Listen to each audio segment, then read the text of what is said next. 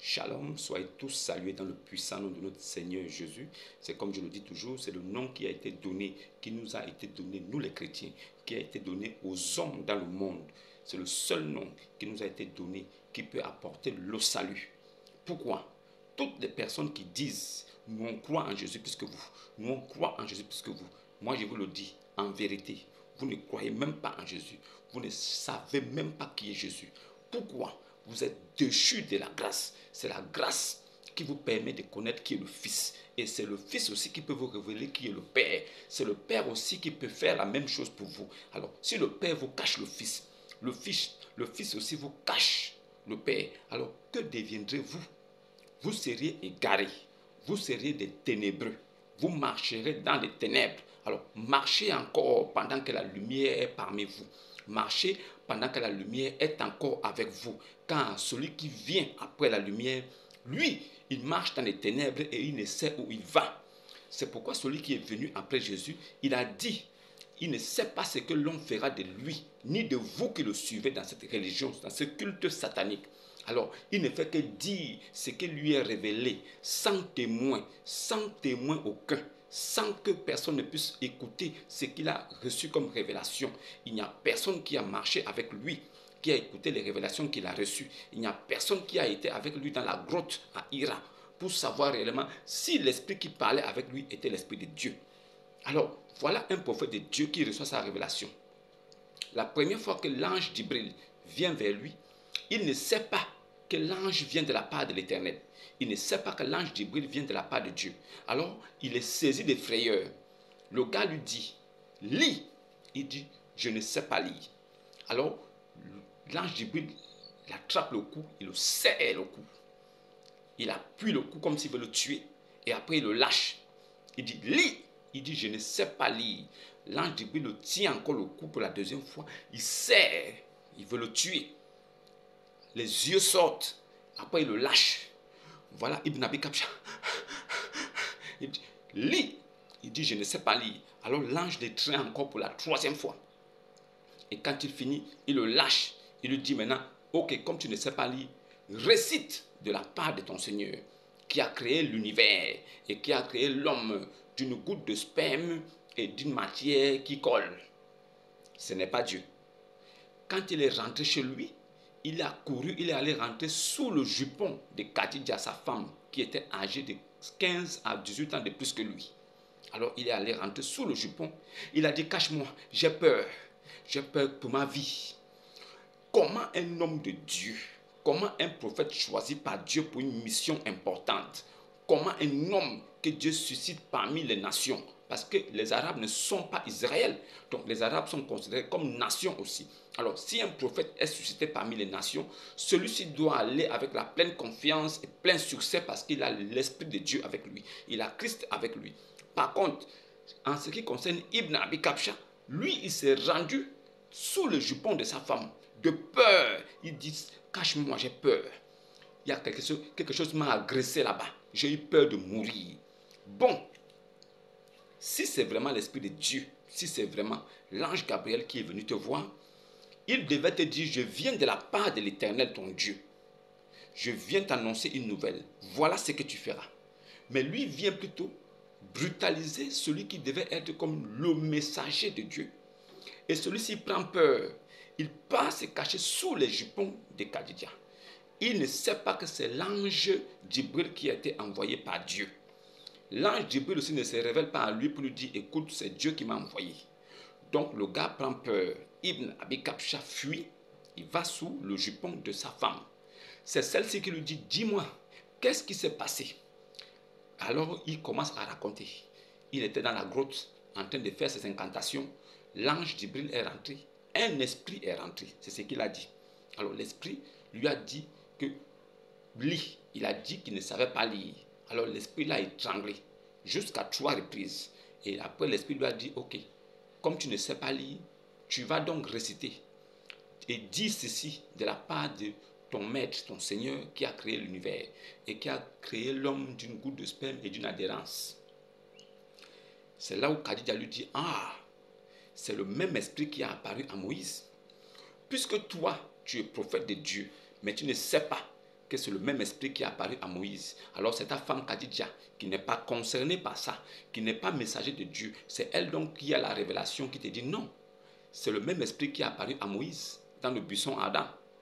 Donc je vais t'amener voir mon cousin.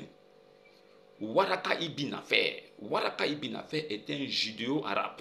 C'est un juif arabe parce qu'il a vécu en Arabie. Il était juif. Khadija aussi était juif. Alors, lui, il avait la connaissance de la Torah et de l'évangile, de la loi et de la grâce. Il avait cette connaissance-là. Alors, il traduisait souvent des textes hébreux en arabe pour permettre aux Arabes de pouvoir lire et de connaître et de comprendre l'évangile. Alors, c'est Khadija ibn Nafer qui était déjà presque aveugle, atteint de cécité, parce qu'il avait déjà presque 90 ans. Il était vieux, très avancé en âge. C'est lui maintenant qui va donc expliquer à Ibn Abi Kabsha que oui, c'est sûrement le même esprit qui est apparu à Moïse.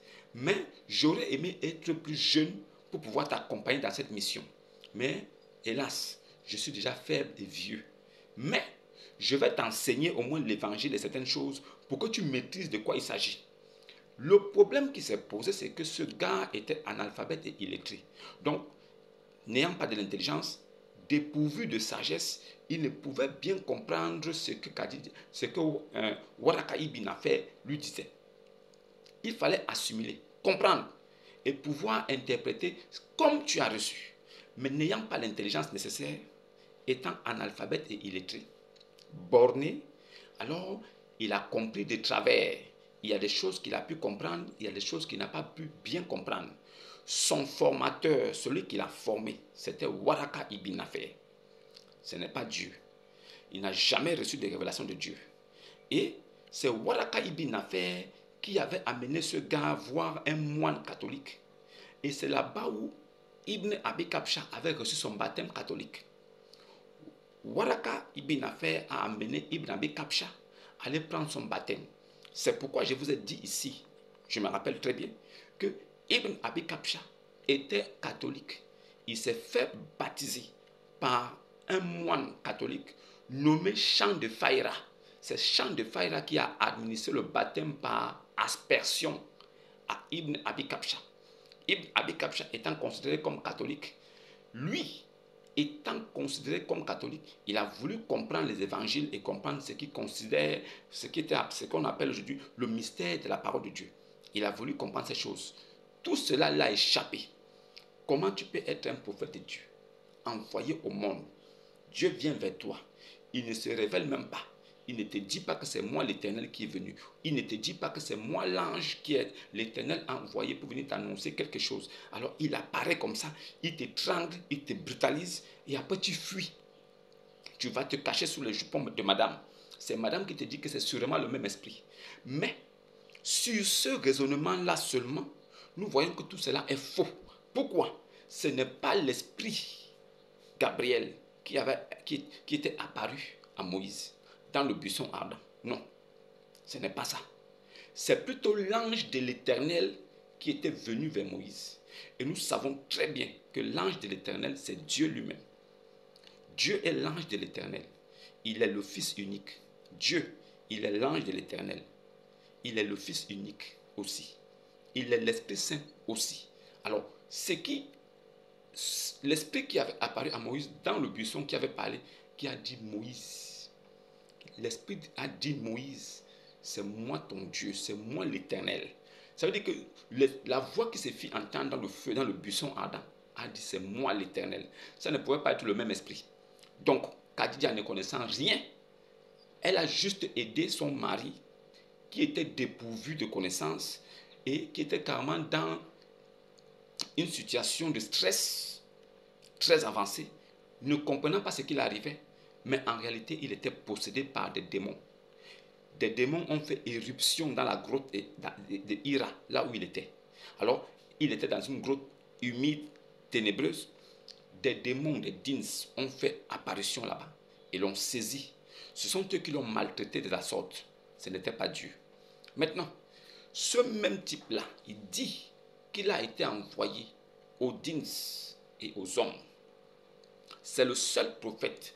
Si vous prenez la Torah, depuis Noé jusqu'à Jésus-Christ, il n'y a pas un prophète qui a été envoyé aux djinns et aux hommes en même temps. Alors, si nous voulons avancer, nous devons chercher à comprendre ce que c'est que des dins. Qu'est-ce qu'un dins? Un dins, c'est un génie. Les dins, normalement, sont considérés comme des génies. Alors, dans les croyances anciennes, les Sabéens, les païens anciens, les idolâtres anciens, ils considéraient des génies. C'est pourquoi vous connaissez le mystère du génie de la lampe. Vous connaissez Ali Baba et les 40 voleurs. Vous connaissez Aladdin et les 40 voleurs. Vous connaissez toutes ces histoires, ces fables de 1001 nuits. Des choses qui nous ont réjouis, qui nous ont séduits quand nous étions petits. Parce que dans l'enfance, les hommes aiment les dessins animés et les choses qui font rêver. Nous avons cru en ça parce que c'est l'enfance, on ne peut pas rejeter ça. Non. Mais nous savons que les contes des 1001 nuits sont tirés, sont venus plus du côté de la Turquie et du côté de l'Arabie. Alors, des dins, les dins étaient une croyance. En fait, les gens croyaient aux dins en cette époque-là, surtout du côté de l'Arabie. C'était un côté où les hommes pensaient que nous vivons dans un monde où il y a aussi des génies qui y vivent. Mais les génies sont invisibles, alors on ne peut les voir. Vous connaissez l'histoire du génie de la lampe, Aladdin. Vous connaissez l'histoire d'Aladdin. Alors, ces choses-là sont fausses. Ces choses-là ne peuvent pas exister. Des génies n'existent pas. C'était des croyances qui n'ont jamais vu le jour. C'est des croyances qui étaient dans la tête des gens. C'est des croyances que les gens avaient, surtout les Arabes. C'est ce qu'eux y pensaient. Mais la réalité est toute autre chose. La vérité est autre chose que cela. Les djinns n'ont jamais existé et n'existeront pas. Il y a des créatures invisibles. Nous le savons. Mais les djinns, aucun homme n'a jamais vu un djinn. C'est des histoires. C'est des histoires des djinns. C'est des histoires. Alors, quand un livre dit que tu as été envoyé aux djinns et aux hommes, nous devons nous poser la question, quand est-ce que tu es allé voir les djinns pour leur expliquer que Dieu existe? Si les djinns existent et que c'est vraiment Dieu qui les a créés, les djinns eux-mêmes doivent savoir que Dieu existe. Alors ils ont le libre choix de choisir soit d'accepter Dieu, soit de refuser. Mais nous savons une chose, si les djinns existent, s'il y a un monde où existent les djinns, qui sont considérés comme des démons, moi je dis que ce sont des démons, mais ce sont des génies dans le bon sens du terme. Alors, si des génies existent, des démons, ils doivent savoir que Dieu existe. Maintenant, s'il y a un monde des djinns, c'est sûr que parmi les djinns là-bas, il y a un prophète djinns qui doit forcément annoncer la bonne nouvelle aux djinns pour que ceux qui croient parmi les djinns soient sauvés. Dieu ne fait rien par hasard. Dieu n'est pas un Dieu de désordre. Il n'est pas tonton. Dieu n'a pas l'eau dans la tête. S'il y a plusieurs mondes qui existent, alors il doit y avoir des prophètes dans tous ces mondes-là.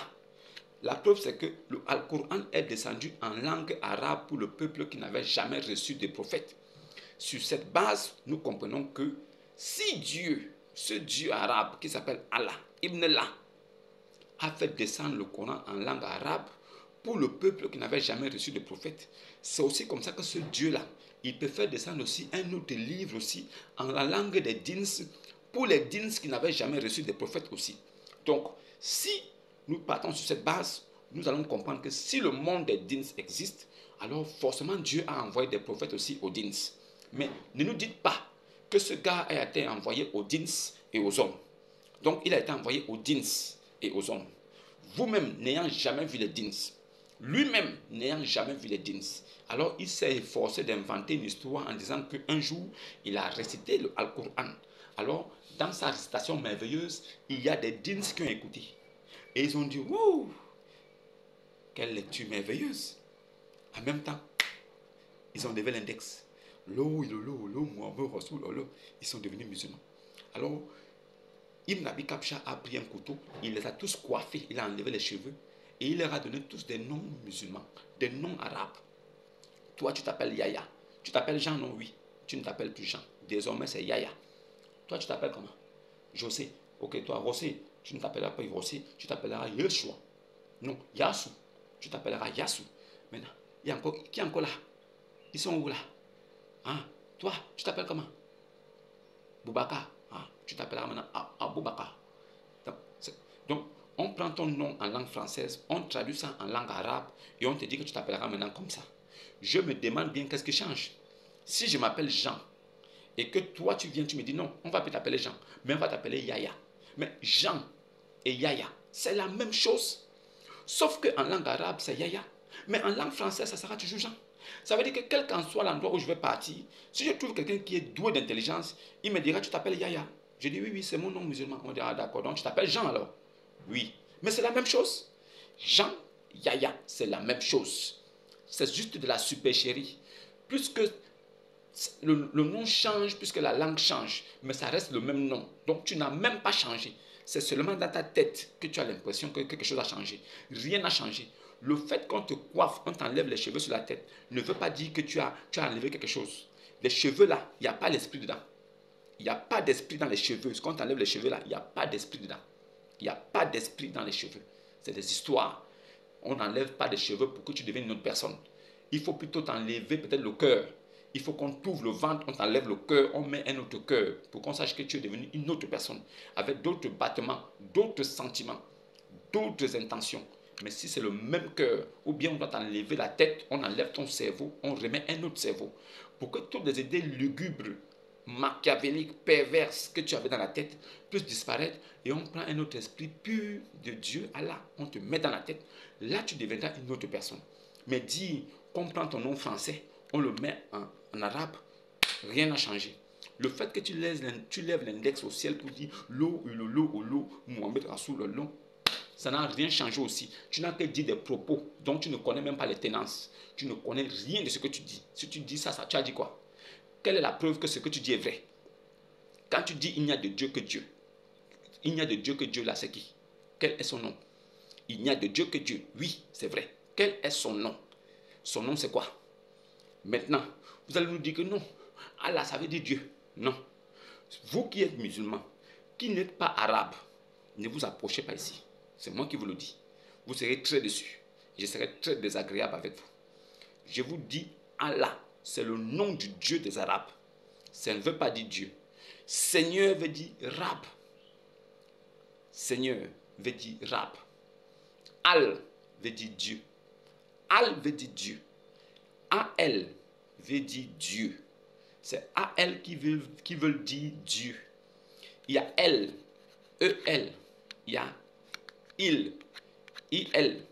Il y a A-L, Al. Ce sont des divinités. Ce sont des dieux mineurs qui étaient prononcés en Grèce, chez les Grecs, en Mésopotamie, un peu partout, en Chine, en Inde. Ce sont des dieux considérés dans ces régions-là. Mais ce sont des dieux mineurs, des petits dieux, qui ne sont pas Dieu créateur de toutes choses, qui ne sont pas le grand Dieu tout-puissant. Le grand Dieu tout-puissant s'est manifesté avec des Juifs. Il n'y a que des Juifs qui ont manifesté la toute-puissance de Dieu. Alors on a vu des hommes mourir et ressusciter. Parce que le vrai Dieu s'était manifesté en Jésus-Christ. Il n'y a que lui qui a manifesté les vrais dons de la puissance du Saint-Esprit. Il n'y a que lui. Aucun autre prophète qui est venu avec l'aval d'un autre Dieu n'a pu manifester la toute-puissance. On n'a pas vu ça. Alors, ce Dieu, Allah, veut dire Dieu là. Le Dieu là. Ça ne veut pas dire que c'est Dieu. Non, le Dieu là. C'est pourquoi au départ, il mettait Al-A-L, L-A-H. Allah. Allah. C'était ça. Al-Malat. C'est une autre histoire, je ne veux pas rentrer là-dedans. Maintenant, donc, Al veut dire Dieu, La veut dire le nom de cette divinité. Donc le nom de la divinité du Dieu des Arabes, c'est La. Le nom de la divinité du Dieu des Arabes musulmans, c'est La.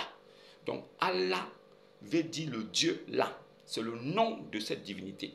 Maintenant, Seigneur en arabe, c'est Rab. R-A-B. C'est ça qui veut dire Seigneur. Si vous connaissez ça aussi, c'est une bonne chose. Ne rentrez pas dans une religion, dans un culte satanique où vous ne connaissez même pas la langue. C'est ça le problème avec mes frères musulmans qui ne comprennent pas d'abord l'arabe. Vous n'êtes pas arabe. C'est une langue qui vous échappe complètement. Une langue qui est pauvre en grammaire. Une langue qui a des limites. Une langue que vous ne pouvez même pas comprendre correctement. Dans le Coran, il y a même des mots qui s'y trouvent dont la signification même est introuvable par les vrais arabes. Donc vous allez comprendre que voilà un Dieu qui a envoyé un livre avec des mots qui sont comme des devinettes, que les hommes ne peuvent même pas savoir. pour comprendre le sens d'une phrase, mais on dit que c'est descendu de Dieu. Ils disent que c'est descendu d'une nuit de pleine quoi. Mais le Coran lui-même rejette ça. Il dit, le Coran est la parole d'un noble messager.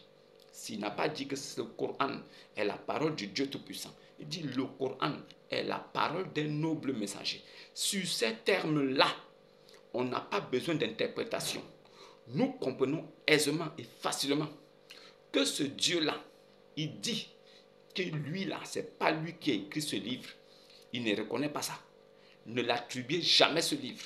Alors vous, les petits musulmans d'aujourd'hui, les petits musulmans noirs, esclaves, trompés, ceux qu'on a trompés qui sont rentrés dans cette religion sans comprendre, ceux qu'on a forcés, on a imposé depuis qu'ils sont petits. Mets-toi comme ça, récite, regarde par le soleil ici, regarde par en haut, mets-toi comme ça, mets-toi comme ça, baisse la tête, monte comme ça, mets les bras comme ça, fais comme ça, lave l'anus, lave les oreilles, lave ceci, fais comme ça.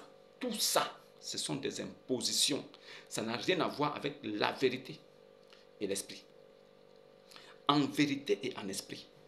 Ce sont des choses que l'homme ne peut voir. Ce sont des choses qu'on n'a pas besoin de montrer pour plaire.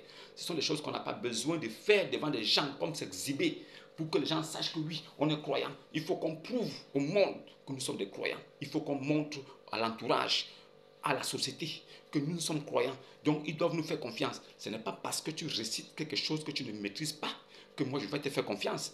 La confiance se mérite. Pas parce que tu récites des choses, mais par rapport aux fruits que tu produis. Qu'est-ce que tu apportes pour que l'homme sache que oui, tu es vraiment dans la vérité? Qu'est-ce que tu viens montrer à la face du monde? Tu apportes un livre. On te dit que ce livre-là est complet. On te dit que ce livre-là est parfait en sens. On te dit que ce livre-là n'a pas besoin d'interprétation. On te dit que ce livre-là, rien n'y manque. Tu n'as pas besoin d'apporter ton idée ou une interprétation que tu veux. Parce que tout est clair dedans. Toi, tu viens, tu veux interpréter ces livres. Parce que tu trouves quelque chose. L'interprétation naît parce que les vrais arabes musulmans blancs découvrent que le Coran lui-même est limité. Ils découvrent qu'il y a des bassesses. Ils découvrent qu'il y a des fautes graves.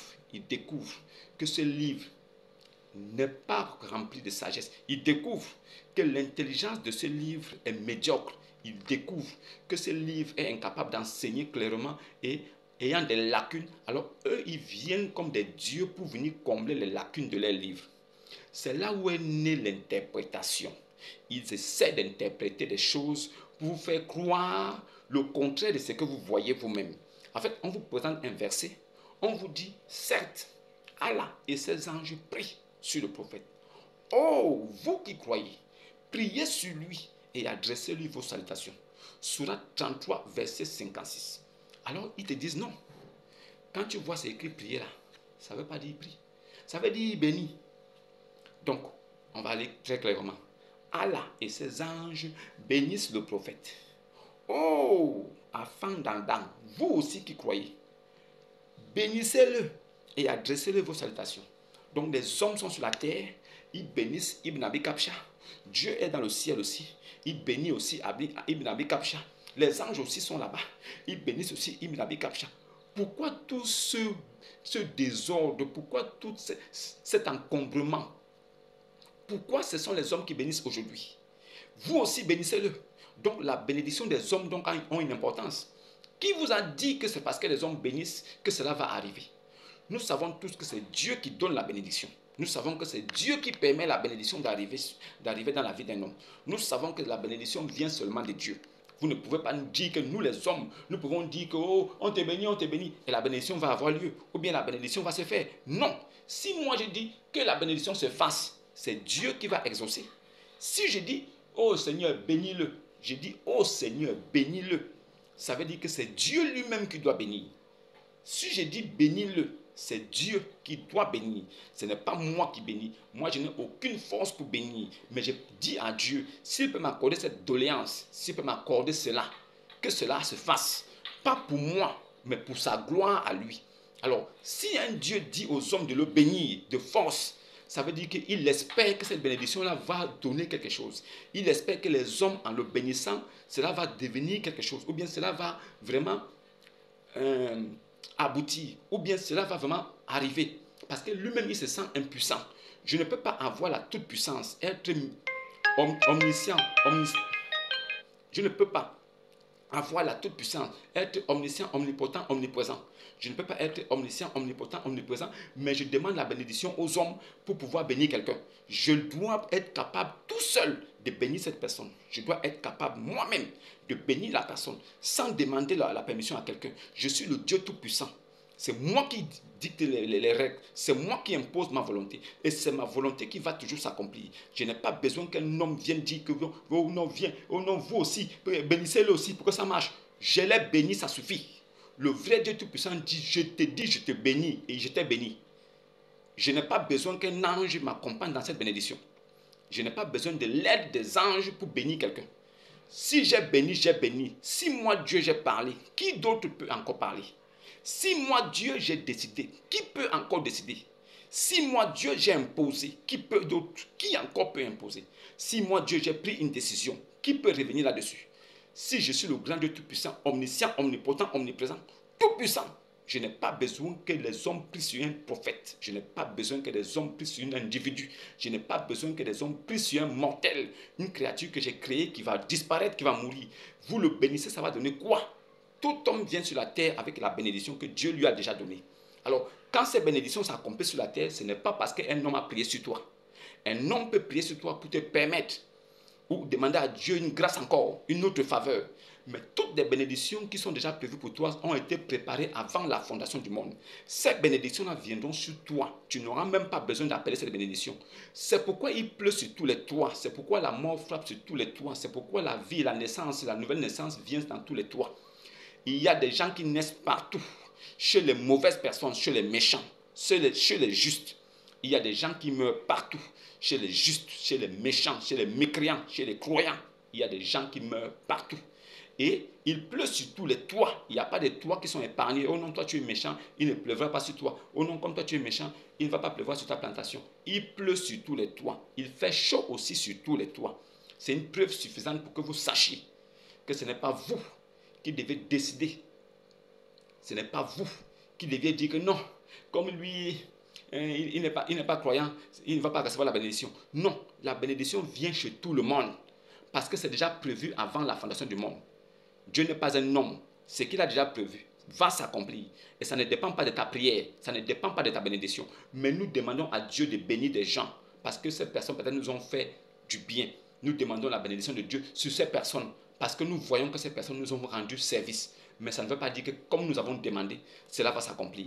Donc, un Dieu qui demande de l'aide à ses anges pour prier sur un homme. Et il demande aussi aux hommes que lui-même il a créés, qui sont des mortels, qui vont mourir, qui sont pleins de péchés, de donner les bénédictions à un autre homme. Ça là, ça ne peut pas passer. C'est comme une pilule difficile à avaler.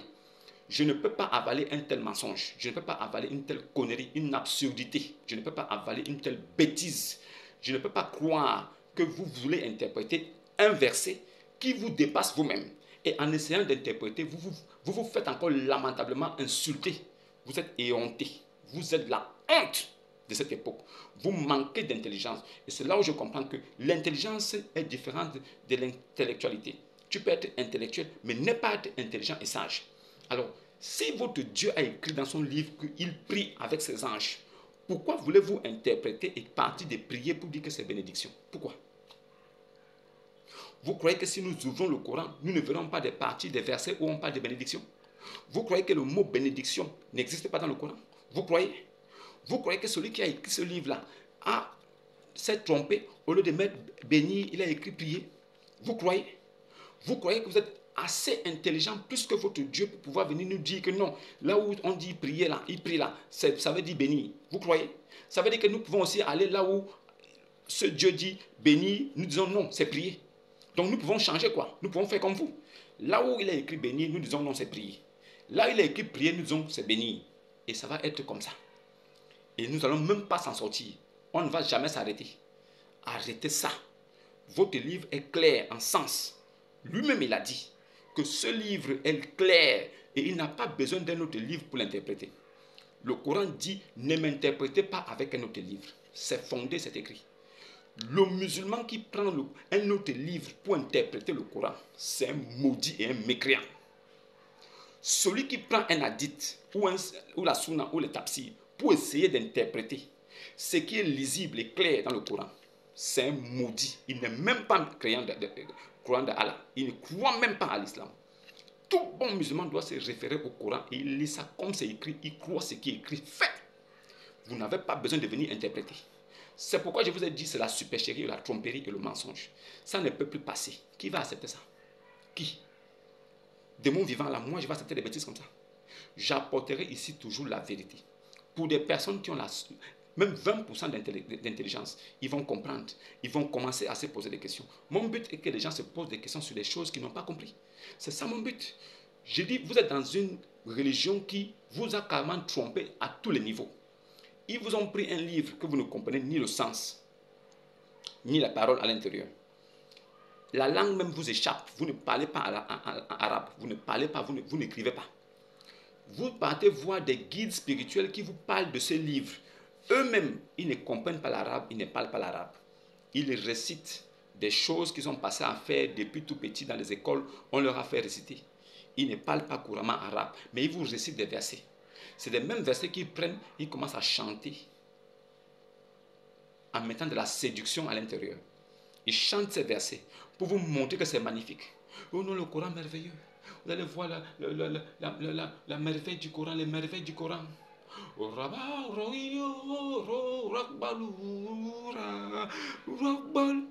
C'est la merveille. Le Coran lui-même interdit la chanson. Allah dit même que la chanson est haram. La chanson est du diable. Muhammad est venu confirmer ça. Quand Muhammad écoutait la musique, il bouchait ses oreilles. Il ne voulait pas écouter la musique. Il bouchait les oreilles. Maintenant, vous venez, vous prenez la musique. Vous chantez ça. Vous prenez maintenant les versets coraniques. Ce qui est sacré chez vous, ce qui est saint selon vous, vous prenez la sainteté de chez vous. Vous rendez ça haram en chantant maintenant. Ça veut dire, vous prenez ce que vous dites que c'est saint. Vous amenez ça entre vos mains. Votre Dieu a dit ne chantez pas, c'est un péché. Vous chantez maintenant lâche. C'est-à-dire la parole de votre Dieu là. Vous chantez ça maintenant, ça devient péché encore pour vous. Si l'abomination ne réside pas dans vos cerveaux, si la folie ne se balade pas avec vous, qu'est-ce qu'on peut encore dire sur vous? Qu'est-ce qu'on va vous dire? Vous ne pouvez pas dire que la musique est un péché et vous chantez les versets coraniques. Vous ne pouvez pas dire que votre prophète a dit la musique là, c'est l'œuvre du diable, mais vous chantez les versets coraniques. Mais vous êtes dans quoi? Réfléchissez. Réfléchissez. Il est temps de réfléchir. Maintenant, votre Dieu là, qui dit qu'il a créé l'homme de 3 manières dans le Coran. Il dit qu'il a créé d'une goutte de sperme éjaculée. Il dit qu'il a créé de l'eau et de la boue. Il dit qu'il a créé... Bon, finalement, il a créé de quoi? Il a créé de quoi? Il fait des confusions entre formation et création. Moi qui suis un homme, je sais quand on parle de former, ça veut dire on prend une matière et on la transforme. On donne une forme. Alors, si tu parles de création, ça veut dire que tu amènes à l'existence quelque chose qui n'a jamais existé. Tu tires du néant. C'est le kun fayakun. C'est-à-dire tu dis et la chose soit. Tu dis, la chose apparaît. C'est ce qu'on appelle soit. C'est ça qu'on appelle la parole. C'est ce qui est le kalamatullah. Le kalamatullah, c'est la parole. Le kalamatullah, c'est Issa. C'est Isaïe. Celui que vous appelez les urines de l'âne chez vous là-bas. C'est lui qui est kalamatullah. Kalamatullah. Jésus est kalamatullah dans le Coran. Dans le Coran, Jésus, Yeshua, Yassou, il est la parole de Allah. Il est kalamatullah. C'est lui qui a créé toutes choses. La sourate 9 au verset 31 confirme cela. Il est Dieu en association avec la déesse là. Il est Dieu en association avec la déesse là. C'est pourquoi votre nom de majesté est né pour regrouper tous les dieux païens, tous les dieux idolâtres, tous les dieux idoles, mélangés avec Issa et Allah, pour dire que c'est Dieu. Mais nous, aujourd'hui, nous essayons juste de vous apporter la vérité pour que vous vous réveillez de là où vous êtes. Vous essayez de commencer à réfléchir pour savoir ce qui se passe réellement. Est-ce que ce que vous faites est bien? Est-ce que vous êtes dans la vérité? Est-ce que vous êtes dans la lumière? Alors, celui qui est venu avant votre type là, il a dit que celui qui marche dans les ténèbres, il ne sait pas là où il va. Mais celui qui marche dans la lumière, il sait où il va. C'est pourquoi il a dit, il va nous préparer des places. Si cela n'y était pas, il nous l'aurait dit. Il va nous préparer des places. Plus tard, il reviendra nous chercher pour que nous y demeurions avec lui. Ça, c'est ce qu'il a dit. Maintenant, celui qui est venu plus tard dans les ténèbres, il dit, il ne sait même pas ce qu'on fera de lui.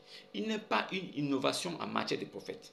Et il ne sait même pas ce qu'on fera de lui, ni de vous qui le suivez. Il ne fait que révéler ce qui lui est dit. Il ne fait que dire ce qui lui est révélé. Il n'est qu'un avertisseur clair. Je ne suis qu'un avertisseur clair. Un avertisseur n'est pas un sauveur. Si moi je te dis, fais attention, il y a un bandit ou bien il y a des bandits devant là-bas. Ne passe pas par là. Ça ne veut pas dire que j'ai sécurisé autre endroit. Mais j'ai vu des bandits à cet endroit. Je te dis, ne passe pas par là parce qu'il y a des bandits là. Mais si toi, tu m'écoutes et que tu ne passes pas par ce chemin, c'est bien. Tu peux prendre un autre chemin. Tu te fais aussi embusquer là-bas. Tu peux prendre un autre chemin, te faire aussi agresser là-bas. Parce que ces bandits ne sont pas seulement à un seul endroit. Ça veut dire que moi, je les ai vus ici, alors qu'ils étaient encore là-bas aussi, alors qu'ils étaient encore dans un autre endroit. Mais moi, j'étais évité de passer par ici. J'étais sauvé des bandits qui étaient là, mais je n'étais pas sauvé des bandits qui étaient de l'autre côté. Alors, toi, tu m'as écouté, tu as changé de destination, tu as changé de trajectoire, tu as pris un autre chemin. Mais, malgré cela, tu t'es encore fait agresser là-bas. Je n'étais pas sauvé, j'étais juste averti. Alors, maintenant, le sauveur, c'est lui quand le danger est déjà là. Le moment où les agresseurs veulent te mettre la main dessus, c'est le moment où il te chou. C'est le moment où il te subtilise de là. C'est le moment où il te retire de là. Le moment où les bandits, les agresseurs veulent te mettre la main dessus, c'est le moment où il te retire de là. C'est ça le sauveur. Le sauveur, c'est quand tu tombes déjà, qu'il te tient le pied, il te retire. Le sauveur, c'est quand tu es même déjà tombé. Tout pour toi est fini. C'est là où tu sens une main puissante qui t'attrape et qui te retire. C'est ça le sauveur. Maintenant, pour être sauveur, il faut avoir un attribut indispensable. Pour être le véritable sauveur, il faut avoir l'attribut indispensable qui est pur sans péché. Si tu veux sauver, tu dois être pur sans péché. Si tu es pur sans péché, alors ton sang peut racheter les autres. Tu peux donc être le martyr parfait pour racheter, pour payer la rançon et pour ramener les autres à toi. Aucun pécheur ne peut sauver un autre pécheur. Tu ne peux pas être pécheur et tu sauves les autres. Tu ne peux pas venir comme un avertisseur et tu dis que tu es sauveur. Non. Le mot sauveur existe dans l'Alcoran. Mais ce mot-là est attribué seulement à Allah. Mais le mot avertisseur est adressé à tous les autres prophètes. Mais dans la Bible, le mot sauveur est adressé à Dieu, mais le mot sauveur là aussi est adressé aussi à Jésus. Jésus a l'attribut de sauveur, Dieu a l'attribut de sauveur. Oui, il faut savoir souffritiser, souffrer en silence. Si Jésus est sauveur, puisque son nom même l'indique, le nom de Jésus signifie Dieu sauveur. Yeshua, Yé, Dieu, Choix, sauveur. Yassou, Ya, Dieu, Sou, sauveur. Dieu sauveur. Le nom de Jésus indique qu'il est sauveur. C'est pourquoi ils ont enlevé ce nom-là dans l'Alcoran. Ils ont mis Isaïe. Isaïe signifie les urines de l'âne. Ce n'est pas Jésus. Notre Jésus-là, il s'appelle Dieu sauveur. Alors, ayant enlevé Dieu sauveur dans le Coran, ils savaient que s'ils mettaient Dieu sauveur là-bas, cela devait intriguer les gens. Et les gens devaient commencer à poser des questions là-dessus. Comment un envoyé de Dieu peut s'appeler Dieu sauveur? Comment Allah peut envoyer un homme, un simple homme? Il n'était qu'un simple prophète, mais il s'appelle Dieu sauveur. Alors, l'islam devait voler en éclats. Mais, dans la subtilité et la sagesse, ils ont enlevé ça. Ils ont mis Esaïe. Issa qui signifie les urines de l'âne. C'est ce qu'ils ont fait. Et il ne faut pas qu'on parle. Il ne faut pas qu'on dise la vérité. Parce que quand on dit la vérité, oh, il s'énerve. Oh non, tu parles mal, tu blasphèmes. Le blasphème là, c'est la parole de Dieu. Si tu dis les choses qui vont à l'encontre de ce que la parole de Dieu a dit, c'est ça que le blasphème. Mais si je vous dis ce qui se trouve dans votre livre, ce n'est pas le blasphème, c'est la révélation. En fait, j'apporte des choses que vous refusez de dire. Moi, j'apporte ça devant la face du monde pour que les hommes sachent. C'est ce que je fais. Je ne fais rien d'autre. Votre type là a dit que le Nil tire sa source depuis le 7e ciel, là où réside Allah. Ibn Abi Kabsha a dit le fleuve Nil que vous connaissez tire sa source depuis le 7e ciel, là où réside le Dieu de l'islam. Nous sommes allés sur place pour aller voir, parce que nous étant intrigués, comme le merveilleux prophète, le modèle parfait, l'homme qui a toujours dit la vérité, qui ne parlait jamais sous l'effet de l'émotion, il a dit ces choses. Nous on fait quoi? On va sur place voir vraiment si la source là découle depuis le ciel. On s'est rendu compte qu'il n'y a pas de source qui tombe du ciel, il n'y a rien. Alors les gens ont survolé avec des hélicos pour voir vraiment s'il y a une source qui quitte depuis le ciel pour tomber sur terre. Ils n'ont rien vu. Alors ils ont découvert que ce n'était qu'une supercherie, un mensonge grossier de la part du prophète des Arabes qui est venu mentir. Soit il se droguait, soit il prenait des stupéfiants. Si quelqu'un peut délirer à ce niveau, jusqu'à dire des bêtises pareilles, ça veut dire qu'il avait la démence. La démence se baladait dans l'esprit de la personne. Alors la folie se baladait dans l'esprit de ce gars. S'il est arrivé jusqu'à dire que la source du Nil découle depuis le 7e ciel du paradis de Allah, alors nous devons aller vérifier. Vous-même qui êtes des musulmans soumis sans foi, ne connaissant rien de l'arabe, ne parlant même pas arabe, passant leur temps à réciter des bêtises, ils ont l'impression que c'est en récitant de ces conneries que vraiment ils sont dans la vérité. Allez-y aussi vérifier si vraiment le fleuve Nil là, tire sa source depuis le ciel. Allez vérifier. N'allez pas seulement embrasser caillou noir. Allez vérifier aussi le Nil. Votre caillou noir qui était blanc là, qui est devenu noir à cause des péchés là. Vous, allez plutôt au Nil. La source là, c'est depuis le paradis de Allah. Allez boire l'eau du Nil. Vous avez quoi dans la tête? On vous parle, vous ne comprenez pas. Votre type là, pécheur de son état, il ne peut sauver personne. Lui-même, les Juifs l'ont dit, ok, tu te réclames d'être comme Moïse, non? Tu te réclames d'être comme Jésus, non? Il a dit oui. Il dit, ok, d'accord. Monte au ciel aussi. Puisque Jésus là, lui, il est monté au ciel vivant. Toi aussi monte. Lui-même de sa propre bouche, il a dit, mais aucun pécheur ne peut monter au ciel. Donc il s'est reconnu lui-même comme pécheur. C'est pourquoi le Coran confirme que on lui a pardonné ses péchés passés, futurs et présents. Donc les péchés qu'il a commis au passé, on va pardonner ça. Ce qu'il était en train de commettre à l'instant où on parlait, on va pardonner aussi. Ce qu'il n'avait même pas commis, qu'il devait aussi commettre plus tard, on va aussi pardonner. C'est un pécheur. Et étant pécheur, il ne peut sauver personne. Étant pécheur, il ne peut racheter personne. Il n'est pas le sacrifice idéal. Mais le seul qui s'est trouvé être le sacrifice idéal, qui est mort à la croix, qui a été crucifié, mort, ressuscité. Crucifié, mort, ressuscité. C'est Yassou, Jésus, Yeshua. C'est le seul. Alors, si tu dis que tu crois en Jésus, tu dois être capable d'aller prendre ton baptême au nom de Jésus-Christ. Et le baptême chrétien véritable se fait par immersion totale. Disparition du corps de la surface de l'eau, qui veut dire ensevelissement. Renaissance qui signifie résurrection. Alors, en ce temps-là, la nouvelle naissance s'accomplit en toi. Tu nais d'eau et d'esprit. Tu hérites directement le royaume des cieux. Tu es sauvé, tu es justifié, sanctifié. Tu es co-héritier avec Christ. Le salut devient pour toi le partage. Ta Pâque devient Jésus-Christ. Ton sabbat devient Jésus-Christ. Il devient l'esprit qui habite en toi. Tu deviens son temple du Saint-Esprit. Tu deviens l'église du Seigneur Jésus. Tu deviens son épouse. Alors, ayant quitté tes parents pour aller vers lui, il t'épouse, tu portes son nom. Tu ne portes pas le nom de l'humanité, mais tu portes le nom de la divinité qui est Christ, chrétien. Tu deviens véritable chrétien, enfant de Dieu. Si tu n'es pas enfant de Dieu, tu ne peux jamais être sauvé. Alors, tous ceux qui sont encore dans les religions, vous êtes tenus captifs, vous êtes des esclaves. Un esclave ne peut pas être affranchi. Un esclave ne peut pas hériter. Mais un fils unique, un fils digne, véritable, hérite de son père. Il n'a pas besoin de forcer pour ça. C'était pour vous amener à comprendre quelque chose aujourd'hui. C'est que, quel qu'en soit ce que vous faites, quelles qu'en soient les manigances que vous faites, la vérité va toujours paraître devant vous. Vous aurez toujours la vérité devant vous. Libre à vous d'accepter ou pas. Alors, votre type a dit, avant d'avoir des rapports sexuels avec votre copine ou votre femme, vous devez d'abord vous mettre dans un coin, vous réciter quelques incantations avant de venir monter sur elle. Je pense que vous, des véritables musulmans, vous ne faites pas ça. Ça veut dire que madame est déjà allongée là, tu te mets dans un coin là, après tu viens sur elle. Elle va se lever, elle va fuir. Pour elle, elle va se dire que tu es en train de faire des rites sataniques pour la faire du mal. Elle va fuir. Pareil pour l'homme. C'est ce que votre type là vous a dit. Est-ce que vous faites ça?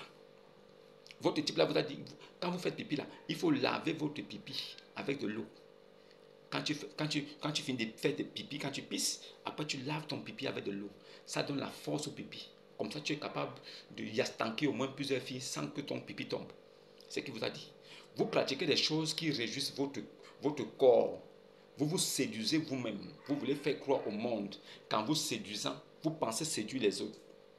Il n'y a que vous qui faites des choses pour que les hommes vous remarquent. Il faut qu'on voie que vous êtes là.